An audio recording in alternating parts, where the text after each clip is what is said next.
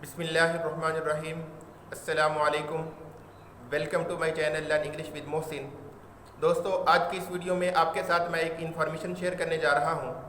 मेरे पास दोस्तों ये 4 क्लास की एक बुक है, ऑक्सफोर्ड का ये सिलेबस है और इस बुक का पहला चैप्टर है। इंग्लिश की ये बुक है और इसका पहला चैप्टर है पिप मीट्स अ कॉन्विक्ट। अब ये 4th क्लास की बुक है, इंग्लिश का ये पहला चैप्टर है। एक्चुअली दोस्तों ये चार्ल्स डिकन का एक नावल है, ग्रेट एक्सपेक्टेशन। हमारे यहाँ डिफरेंट यूनिवर्सिटीज़ के अंदर ये नावल एमए इंग्लिश के स्टूडेंट को पढ़ाया जा रहा है। आपसे बात शेयर करने का मकसद ये है कि जो सिलेबस हमारे यहाँ डिफरेंट यूनिवर्सिटीज़ के अंदर एमए इंग्लिश लेवल के स्टूडेंट्स को पढ़ाया जा रहा है, यही सिलेबस 4 क्लास के स्टूडेंट को पढ़ाया जा रहा है। दोस्तों ये सिलेबस है तो 4 क्लास के स्टूडेंट के लिए ही, लेकिन ये सिलेबस 4 क्लास के उन स्टूडेंट्स के लिए है जिन स्टूडेंट की फ़र्स्ट लैंग्वेज इंग्लिश है। हमारे पूरी कंट्री के अंदर फ़र्स्ट लैंग्वेज इंग्लिश कहीं भी नहीं है किसी भी बच्चे की। अगर बच्चे के वालिदैन भी पढ़े लिखे हैं फिर भी उसकी फ़र्स्ट लैंग्वेज इंग्लिश नहीं है। फ़र्स्ट लैंग्वेज इंग्लिश हमारे बच्चों की नहीं है, लेकिन उसके बावजूद भी बच्चों को ये ऑक्सफोर्ड का सिलेबस पढ़ाया जा रहा है और समझा ये जाता है कि ये सिलेबस पढ़ाने से बच्चे की जो सलाहियत है वो बढ़ जाएगी। दोस्तों ऐसा हरगिज़ नहीं हो सकता, क्योंकि ये सिलेबस उन बच्चों के लिए है जिन बच्चों की फ़र्स्ट लैंग्वेज इंग्लिश है और हमारे यहाँ बच्चों की फ़र्स्ट लैंग्वेज इंग्लिश नहीं है। इसलिए जो बच्चे ये सिलेबस पढ़ते हैं उनकी ज़हनी सलाहियत पे ये बहुत बुरा असर डालता है। बच्चे बजाय ये कि उनकी सलाहियत में इजाफा हो, उनकी सलाहियत में कमी हो रही है।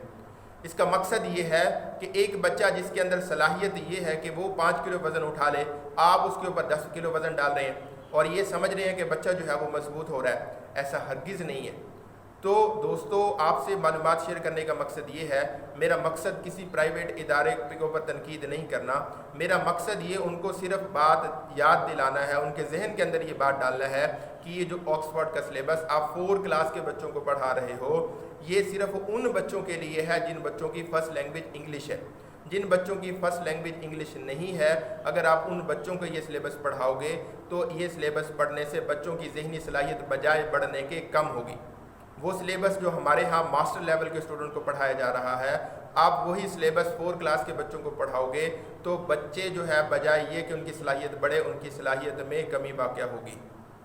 तो इसलिए आपसे गुजारिश ये है कि आप बच्चों को उनकी फ़र्स्ट लैंग्वेज को सामने रखते हुए वो सिलेबस पढ़ाएं जो उनकी ज़हनी सलाहियत में इजाफा करे। अब हमारी फ़र्स्ट लैंग्वेज इंग्लिश नहीं है, हमारी फ़र्स्ट लैंग्वेज उर्दू है या पंजाबी है, जो भी है डिफरेंट है, लेकिन इंग्लिश नहीं है, तो हमने English as a second language सीखनी है। जब हमने एक language as a second language सीखनी है तो आप बच्चों को बेस से शुरू करें। आप उसको इजी इंग्लिश सिखाना शुरू कर, इजी इंग्लिश जो है वो पढ़ाना शुरू करें, वो सिखाना शुरू करें। अगर आप डायरेक्ट ये इंग्लिश सिखाना शुरू करेंगे, ये वो उन कंट्री के बच्चों के लिए है जिन बच्चों की फ़र्स्ट लैंग्वेज इंग्लिश है। उन बच्चों के लिए हरगिज़ नहीं है जिन बच्चों की फ़र्स्ट लैंग्वेज इंग्लिश नहीं है। तो आप बच्चों को ईजी से बेस से शुरू करें, ऐसी इंग्लिश सिखाएं जिस बच्चे वो जो इंग्लिश बच्चे आसानी से पिक कर लें, जिससे बच्चों की ज़हनी सलाहियत में भी इजाफा होगा और आहिस्ता आहिस्ता आप जो है वो उसको बढ़ाते जाएं। अगर आप 4 क्लास के बच्चे को ऑक्सफोर्ड का ये सिलेबस पढ़ाएंगे तो ऐसा हरगिज़ नहीं है कि बच्चा इस सिलेबस को पिक करेगा और वो आगे बढ़ेगा। तो मेरा मकसूद आपको सिर्फ तवज्जो दिलाना है कि बराह मेहरबानी आप ये देखें कि कौन सा सिलेबस बच्चों के लिए बेहतर है, आप उसको इंक्लूड करें और उसकी लैंग्वेज को जहन में रखें कि बच्चे की फ़र्स्ट लैंग्वेज कौन सी है और इसके मुताबिक बच्चे का इंग्लिश का सिलेबस कौन सा होना चाहिए। तो दोस्तों ये इन्फॉर्मेशन आपके साथ शेयर करना मैंने ज़रूरी समझा, इसलिए मैंने आपसे ये इन्फॉर्मेशन शेयर की। तो इंशाल्लाह देखते रहिए मेरा channel learn English with Mohsin. इंशाल्लाह आपसे मुलाकात होगी नेक्स्ट वीडियो में।